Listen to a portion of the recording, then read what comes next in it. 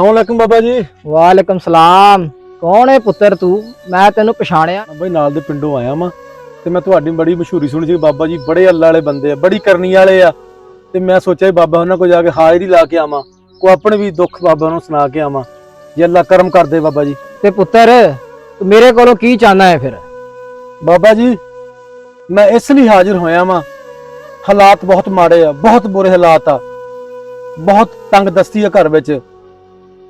हुण तक कोई दुकान तो बाबा जी उधार भी नहीं दिंदा हैगा, काम वो सारे बंद आ, रिश्तेदारां ने भी मूंह मोड़ लिया, बहुत हालात टैट बाबा जी। इस करके मैं बाबा जी तुहाडे कोल हाज़री लवाउण आया वां, अल्लाह करम कर देवे। पुत्र असी दुनियादार बंदे तां नहीं हैगे, फिर भी चल रब मैनू वसीला बना दिंदा है। ते पुत्र तू दस तेनू की चाहिदा है? बाबा जी मैं सुनिया वा कि जिहड़ी शै नूं तुसीं उंगल लाउंदे आ, वो सोने दी बन जांदी आ।